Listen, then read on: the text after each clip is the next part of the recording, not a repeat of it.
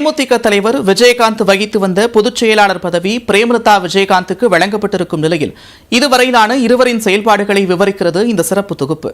உயிரினும் மேலான அன்பு தமிழஞ்சங்களே, அது என் மக்களுக்கு இந்த துரோகம் யாராவது பண்ண விடவே மாட்டான் இந்த விஜயகாந்த். திரைப்படங்களில் அனல் பறக்கும் அரசியல் வசனங்களை பேசுவதோடு நின்று விடாமல் கருணாநிதி, ஜெயலலிதா என இருபெரும் ஆளுமைகள் இருந்தபோதே அரசியல் களத்திற்கு வந்து அதிரடி காட்டியவர் விஜயகாந்த்.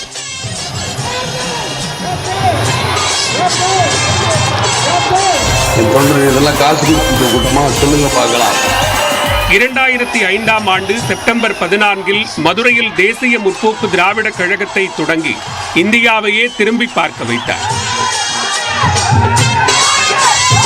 2011 சட்டமன்ற தேர்தலில் அதிமுகவுடன் கூட்டணி வைத்து 29 தொகுதிகளை வென்றார். திமுகவை பின்னுக்கு தள்ளி எதிர்க்கட்சி தலைவரானார் விஜயகாந்த். அதன் பிறகு அடுத்தடுத்து சர்ச்சையில் சிக்கிய விஜயகாந்தின் உடல்நிலையும் கட்சியும் பலவீனமாகிக் கொண்டே வந்தன. அண்மையிலும் விஜயகாந்த் தீவிர சிகிச்சைக்காக மருத்துவமனையில் அனுமதிக்கப்பட்ட போது வதந்தி பரப்பப்பட்ட நிலையில் மீண்டும் மேடையில் தோன்றியதால் உற்சாகம் அடைந்துள்ளனர் தொண்டர்கள். சென்னை திருவேற்காட்டில் தனியார் மண்டபத்தில் தேமுதிகவின் 18வது செயற்குழு மற்றும் பொதுக்குழு கூட்டம் நடைபெற்றது.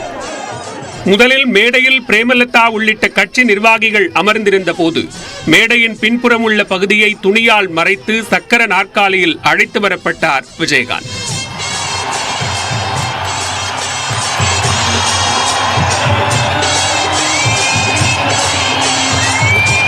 சக்கர நாற்காலியில் சாய்ந்தபடியே இருந்த விஜயகாந்த் ஒரு தருணத்தில் முன்னால் சாய்ந்த போது பதறிப்போய் பிடித்துக் கொண்டார்கள் கட்சி நிர்வாகிகள்.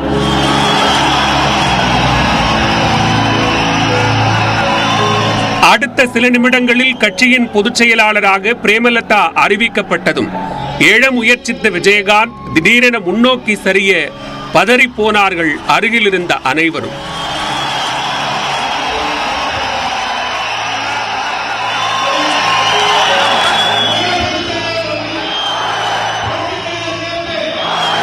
பின்னர் விஜயகாந்தின் கால்களை 3 முறை தொட்டு வணங்கி தொண்டர்களின் உற்சாக முழக்கத்தை பார்த்து ரசித்தார் பிரேமலதா.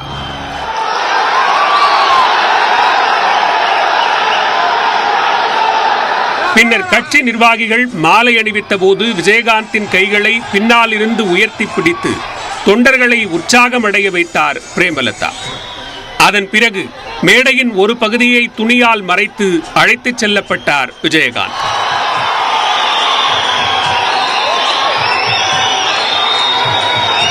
விஜயகாந்தை மேடைகளில் ஆக்ரோஷமாக பார்த்தே பழக்கப்பட்ட தொண்டர்கள் அவரது இந்த நிலையை கண்டு கலங்கி போனார்கள்.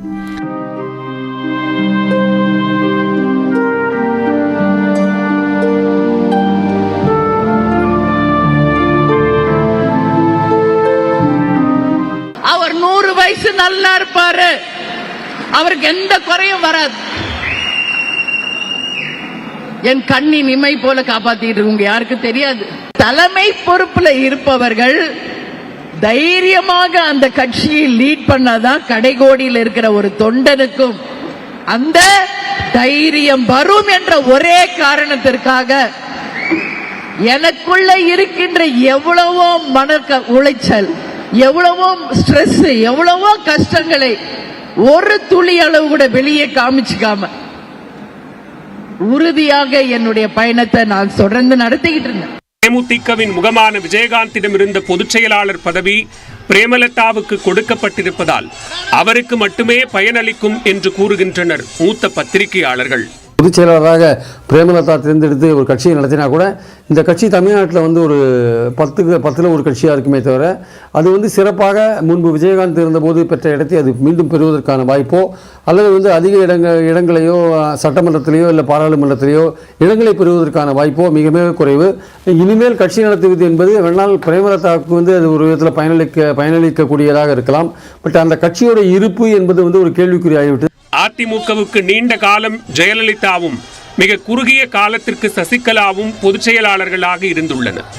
அவர்களை தொடர்ந்து தேமுதிகவுக்கு பெண் ஒருவர் பொதுச் செயலாளராக தேர்வு செய்யப்பட்டுள்ளார். அவரின் செயல்பாடுகளால் தேமுதிக மீண்டு வருமா என்பதை பொறுத்திருந்துதான் பார்க்க வேண்டும். நியூஸ் 18 தமிழ்நாடு தொலைக்காட்சிக்காக செய்தியாளர் செல்வகுமார் ராஜசேகருடன் பெரிய பத்மநாபன். பிரேமலதா விஜயகாந்த் தலைமையில் தேமுதிக பெரும் வளர்ச்சி அடையும் என்று விஜயகாந்தின் மகன் விஜய் பிரபாகர்